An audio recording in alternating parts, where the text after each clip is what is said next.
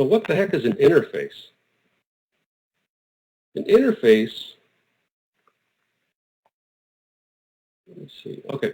An interface is a class, well, I shouldn't say that.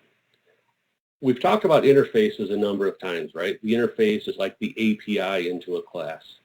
So when I'm talking about interfaces today, I'm going to create something that's going to force what my API looks like. So what we're going to be talking about now is we're going to create a new class that's used by other classes to enforce this common interface. So like I said a little earlier at the beginning of the class, it's just inheritance. So we need to do this to specify general behavior without specifying the details of the behavior.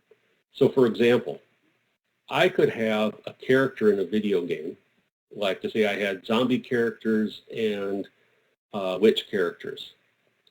And I want that character to be able to laugh. And while zombies laugh differently, I've never heard a zombie laugh, but if they did, they would laugh differently than a witch. A witch kind of has a cackle. So I could have a laugh method, and I want to make sure that every character in my video game has a laugh method, but I need to leave the behavior of that method up to the specific character. So that's what I say here. Each subclass is responsible for its own implementation of the methods defined in the interface class. So, for example, here's another little bit of an example. Just say I would have I'm going to be moving my characters through in a video game, and they need to be able to move left and move right. Now, zombies are going to move left differently than a witch, right? Or correct? At least we hope so. So when you create the interface class, where's my mouse, is we're just going to create something like here. I'm creating a class called iController. And there should be a public here. I apologize. And all there is in this class are a number of pure virtual methods. I'm not going to talk about pure virtual methods until week 6. So for today, just know that my interface needs to have virtual, then the method name, and then set that method name equal to 0. And what that's doing is it's saying it's pure virtual, so anybody that uses it, or this would be the derived class, any derived class that uses or inherits from my interface class, the compiler will force them to implement it. So then I create just a class character, and I say it uses iController, and then I have to have the class-specific implementations. So each character, each type of character, like if I had class witch, it would implement move left. If I had class zombie, it would need to implement move left. That's it. I talked more about design than I did the real stuff. Let's do a little programming to try to figure out what the heck we're doing.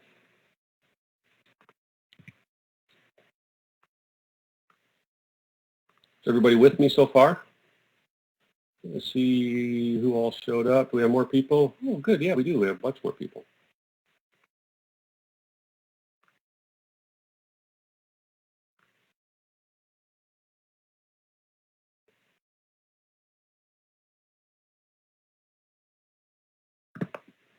All right, so file, new project.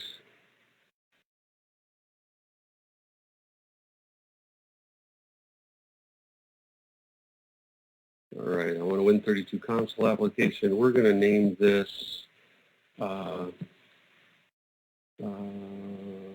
go-kart, spelled with a K. We're going to name it go-kart. Just like Mario Kart, this is going to go to my desktop, go to lectures, week 4 already. I can't believe it. And I click OK. Next, uncheck security, uncheck theme pre-compiled header, check empty project, and I'm going to click finish.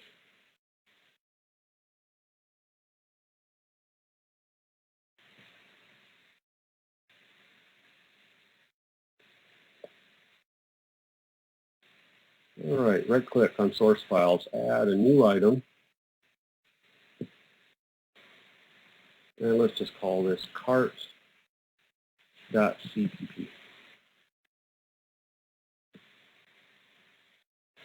All right, a little housekeeping, and I'll talk a little bit. Include IO string. I know I'm going to use strings. And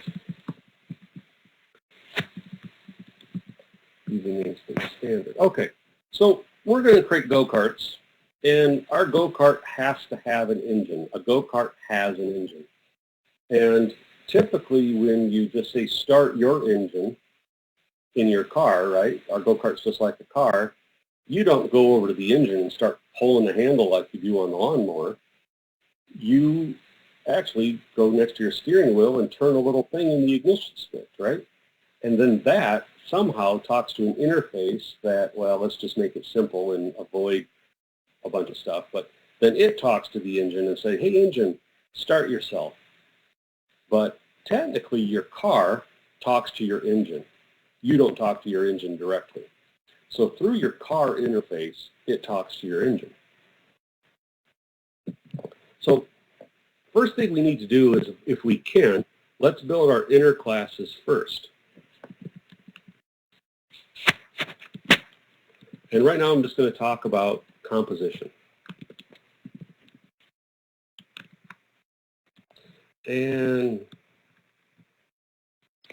if you played Mario Kart before, remember there's like a 50cc version, and then there's a 100cc version if you play by yourself, like something like that.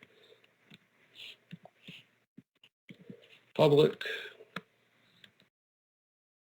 If you play before, remember there's like a 50cc version, and then there's a 100cc version if you play by yourself, like something like that.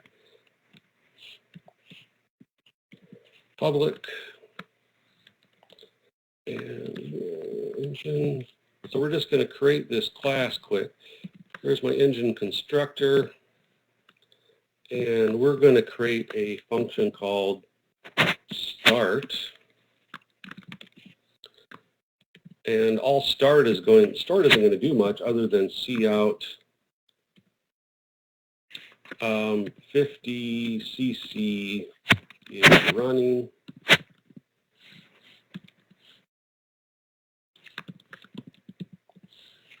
That's it.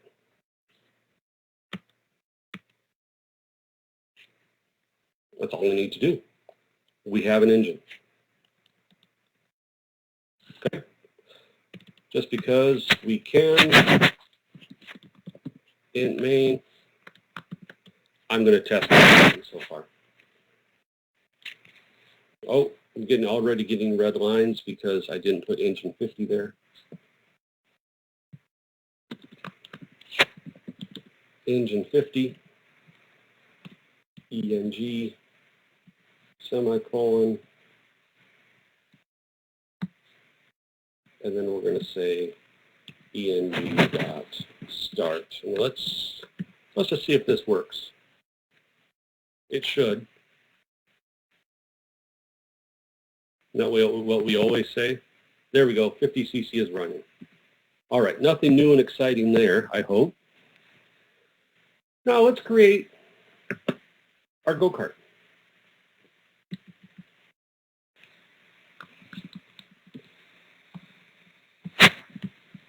So class go-karts.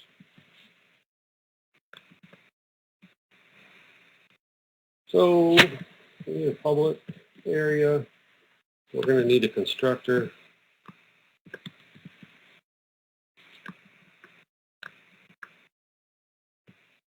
And we're going to need,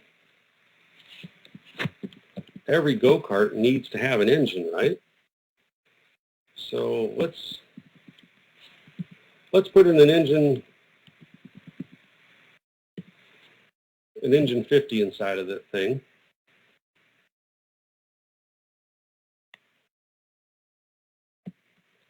And now, like I was talking about, we've written a lot of code to get one point across, but I need to start my engine. I mean, you can't have a go-kart without going anyplace.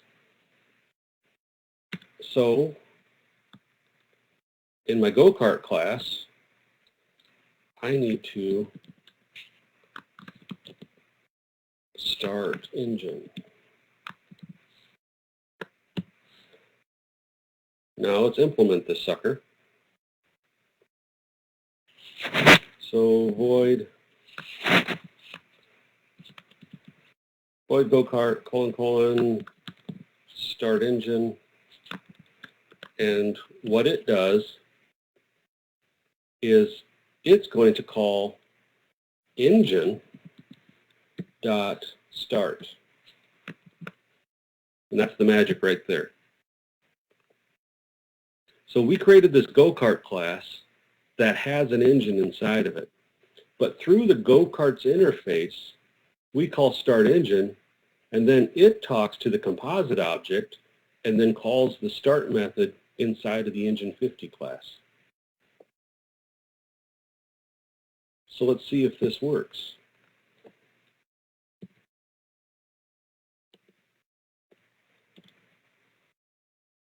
So I can create a go-kart called GK1 and then called GK1.start, start engine, and let's see what happens. It's not going to be anything earth-shattering, but hopefully it runs. There we go, 50cc is running.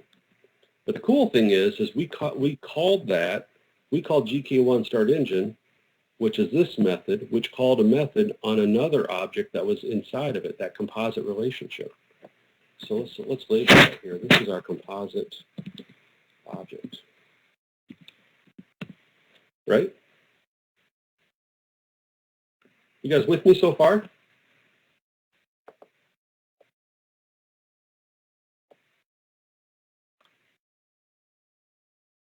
Okay. All right. Well, we're bored with our 50cc engine, and we're going to make a 100cc engine now.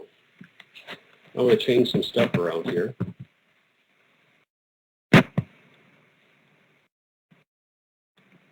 So I'm going to have engine 100, and then the engine 100 has a constructor. And just because I'm going to show you, just for example,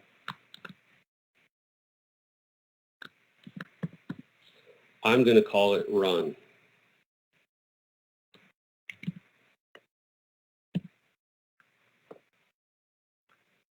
Okay? Maybe you know where I'm going to go with this. So now I go back to my go-kart class and I say, oh, okay, I don't want an engine 50 anymore. I want an engine 100. Now I'm going to compile it, and I know I'm going to get a compiler error. Nope, I can't continue. Why am I getting a compiler error? Because start is not a member of engine 100. Bummer. Because in engine 50, I had this start method. But now in engine 100, I don't have a start method. So I can't just, when I have this object-oriented thing, I want to be able to drop in and out objects into my other objects and just drop and replace those things. So I need to keep my interfaces consistent. That's very important, something like this, because now I can't, because all of a sudden, just say I have Angelina, she developed engine 50, and then I have Ellis, he developed engine 100, but they didn't agree on a common interface. They didn't do the design, right, to say their class diagram. So now when I go drop it into my go-kart class, I can't just drop and replace.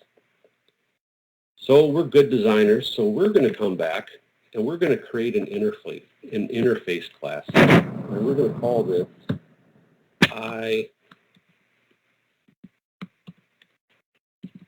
class I engine. And the reason I called it I is for interface. I'm just going to have one public method, and it's going to be virtual void start equals 0. Now I made it virtual void or virtual. I mean, ignore this and the equal to 0 right now.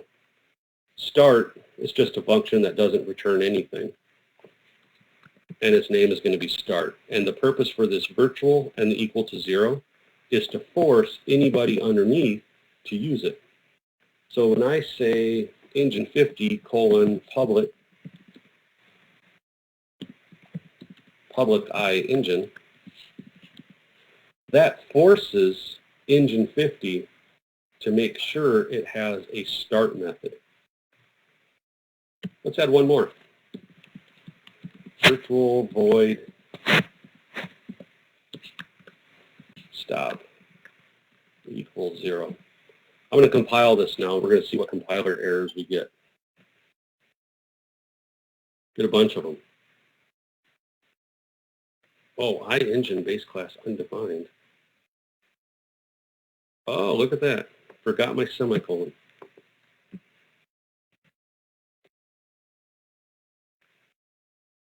Well, it's still telling me it's undefined. Class iEngine public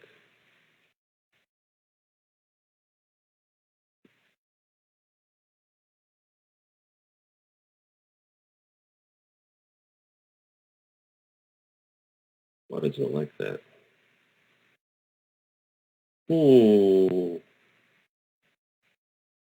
going to take this out just 1 second and then try to recompile and see what errors I get.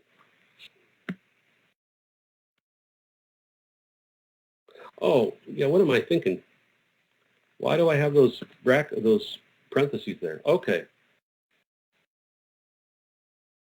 That's what you were probably saying, Angelina. Do you need those? Yeah, you're probably seeing that like a constructor with those parentheses. Okay, now, oh, bummer. Now I got to put that back in. Okay, one more time with feeling.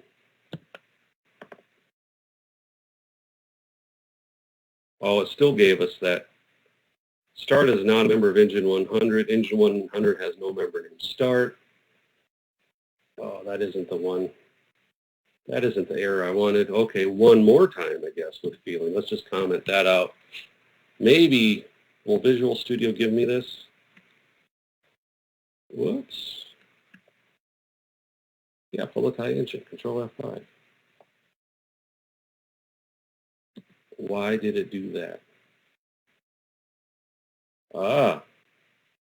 Public engine, engine 50. Visual Studio is broken. I just declared that.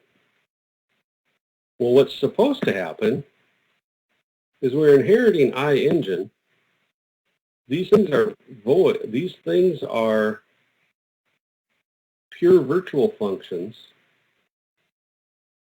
I'm surprised oh, I know why. If I change this to engine, okay. I'm just messing you guys all up, making you all kinds of confused probably. The reason Visual Studio didn't give me an error was because if you don't use it, it doesn't compile it. So we were using Engine 100, and it wasn't looking at Engine 50. And Engine 50 is the only one that I have using the iEngine. I'm just going to do it on both now. Here, let's hit Control F5. Now we're finally going to get the error message that I wanted. Engine 50 cannot instantiate abstract class. Object abstract class is not allowed. What we're forgetting is we need a stop in each one. And the error wasn't as descriptive as we thought.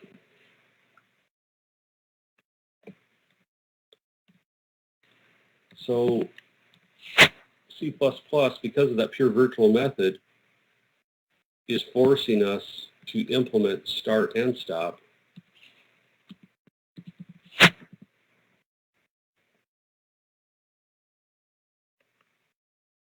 And now I'm going to keep that as run.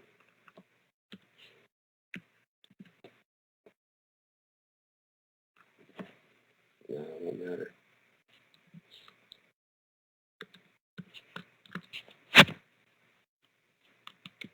There we go. Now you can see I have a start and a stop, because I have to. The compiler will make me because of this, because we're using this iEngine. Now we're forced to implement this interface.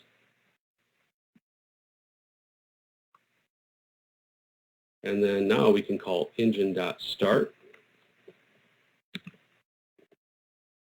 And here, let's hit Control F5 and let's just run it one more time. There we go, 50cc is running. Oh, thank you. You saved me a little time because I was just going to say, oh, Tyler said, hey, you still have 50 cc's here. I want to drop in my new engine. Is it going to work? Engine 100, Control F5. There we go, 100 cc is running. So because of that common interface and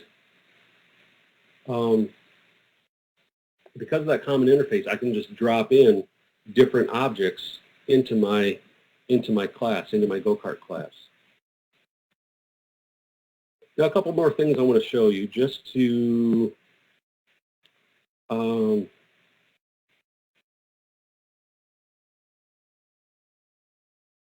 just because you're going to have to deal with this in your lab assignment today or for this week.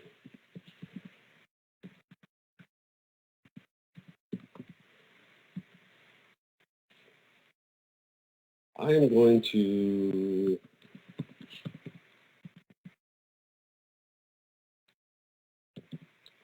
type equals, it's a gas engine. 50 cc is running. Type. There we go.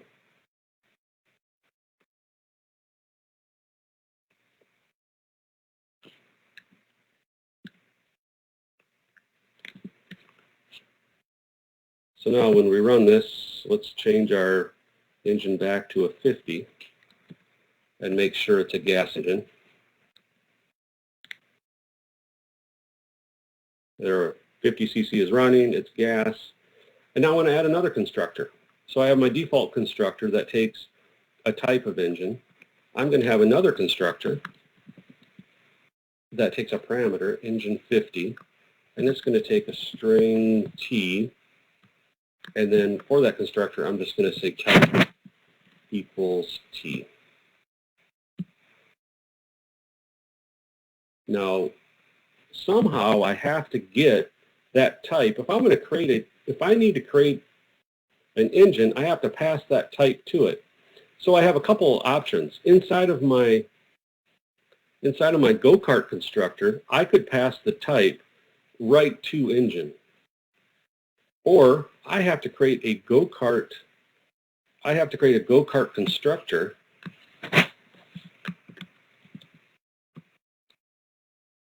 that also takes a type. So when I create my go-kart, I can pass the type up to the engine, and that's what I'm going to show you what to do here. So I have go-kart, go-kart, and we're going to pass in a string T. Now, this is going to be something new.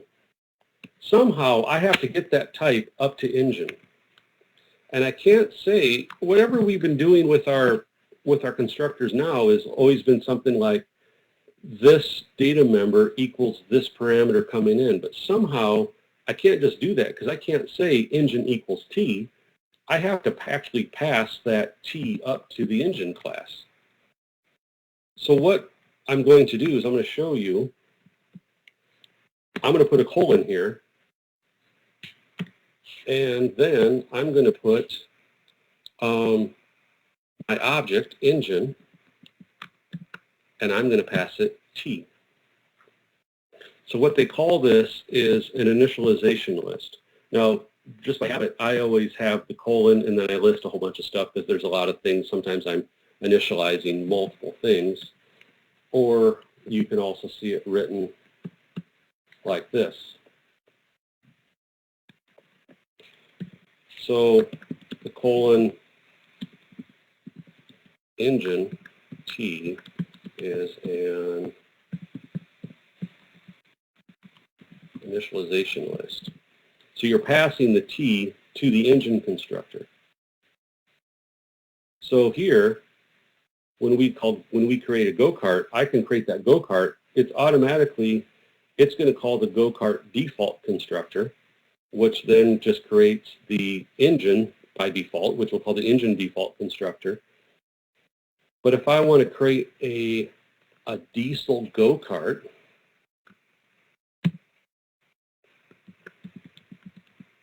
I can do that.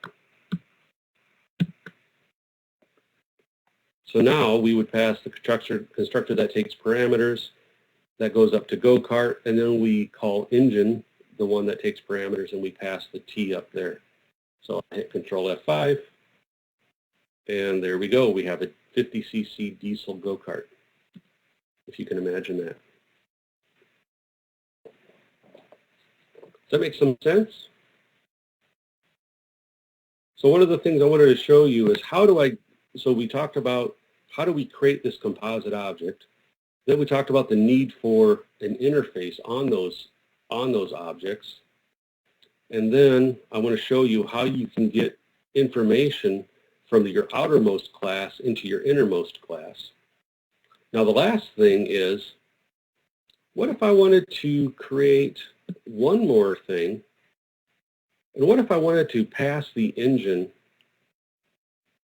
into the go-kart class?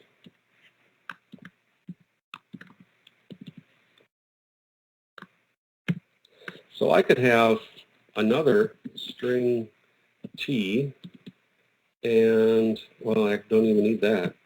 I want to create engine E, and then I can say my engine equals E. So now I'm going to pass in my composite object into my go-kart. Maybe. Oh, it's not an engine. It's going to be an engine 50. Has to be an engine 50 because I have an engine 50 here.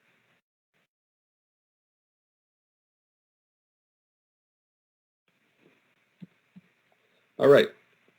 So let's create another go-kart. I'm going to create another engine, actually. Engine 50, ENG1, and I'm going to make this a jet engine.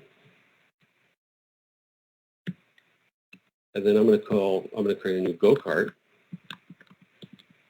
and I'm going to call it go-kart 2. And then I'm going to pass in my engine into go-kart 2.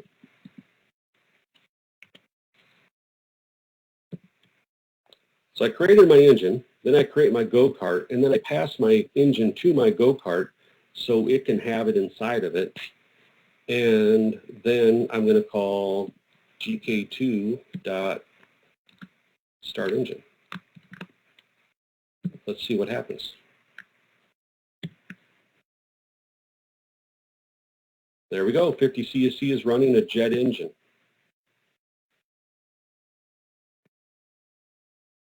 There we go. What questions does everybody have? You have to have a few, I imagine.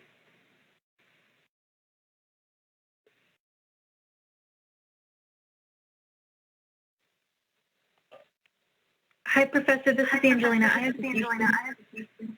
Yeah.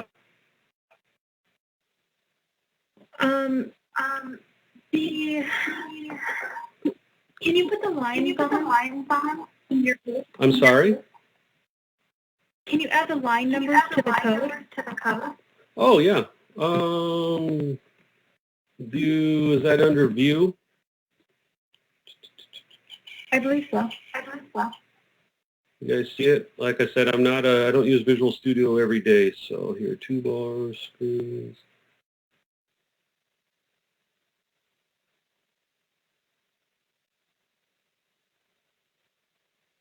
Huh.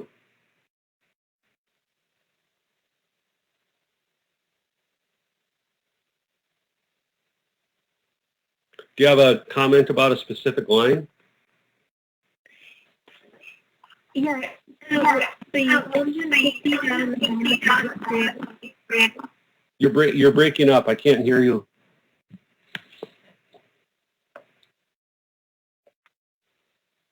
Is that better? That is much better. In Maine, where you have the engine 50. Yeah, right here. Yep. Right. So what you did there is you just created the ENG1. Right. I created another instance of engine 50. Yes. Okay. And then I took that engine, and then when I created the go-kart, I passed that engine to go-kart. So when go-kart gets created, it essentially copies the engine that you created in Maine into the engine that's in go-kart. Oh, I see. Okay. That makes a lot more sense. Yeah.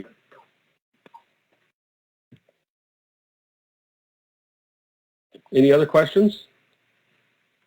Still curious how to get those. I know how to get that. I've done those line numbers before.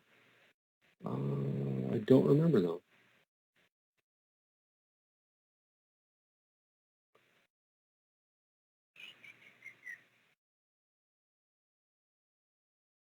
All right. What other questions do you guys have? Make this a little prettier. All right. Well, keep thinking. Let's look at, I will post this go-kart code in our discussion tonight. Let's look at, let's look at our assignment for the week.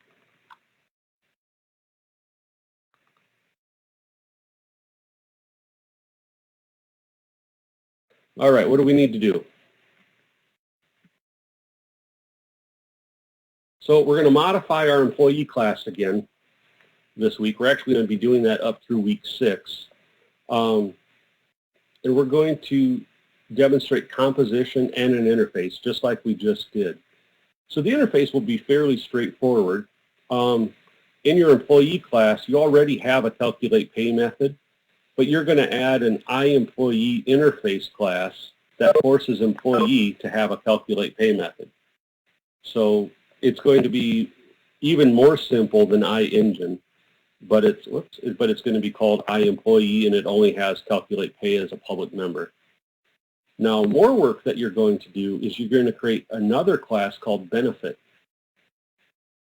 And this is so the employee can have benefits. And you can see here that in benefit, you have 3 private members: health insurance, life insurance, and vacation. And then here's the constructor. It's pretty much just like employee. You have display benefits, and then you have a bunch of get and set methods. But now employees can have benefits. So if you want to be able to create employees, you're going to have to change your employee interface to be able to pass benefit information into the benefit object. Just like what we just did. Or, even simpler, you can, now here, let me point this out. See this plus sign right here? Hopefully you can see my screen. Let me zoom in just a little bit on this diagram. The plus sign on benefit says that the benefit class is public.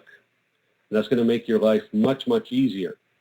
So once you have an instance of employee, you don't have to necessarily go through a whole bunch of methods to change the contents of benefit, because else you would have to expand this interface by quite a bit. Actually, we're being easy on you.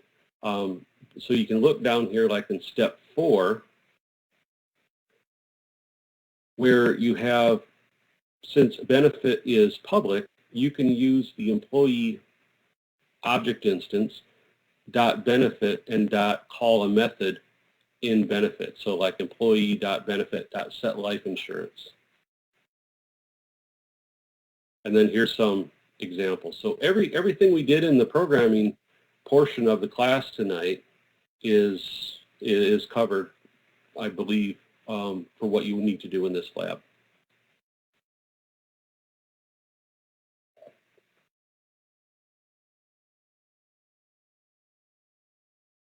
Okay.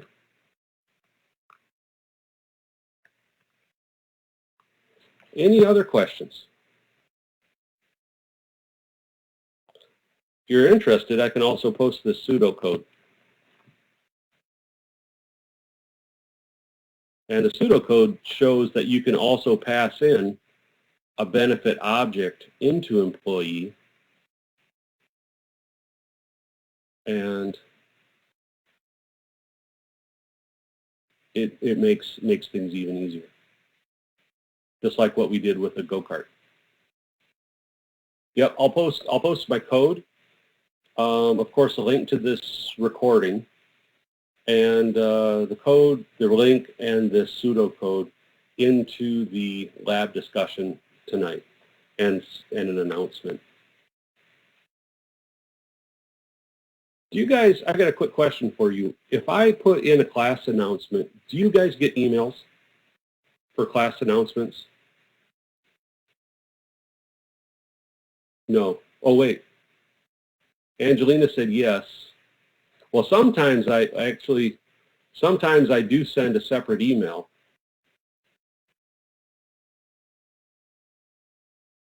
Okay, I'll do some checking. I have mixed reports here. Or maybe it's some setting. I don't know. I'll have to look.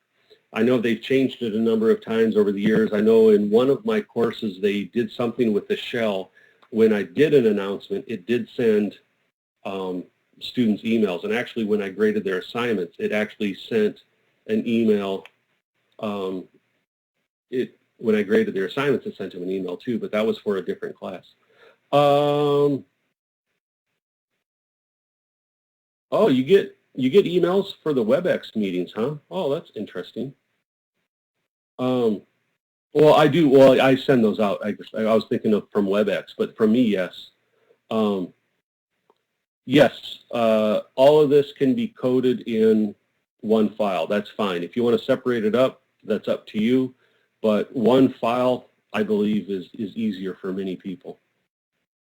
So I'll grade them both ways.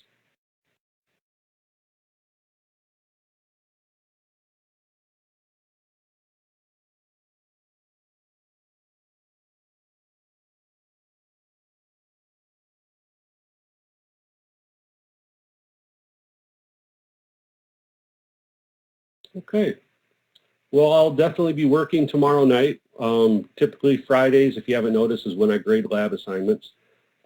Great Friday fun, and I'll probably be online later tonight going through the discussions. And so if you have any questions, please post.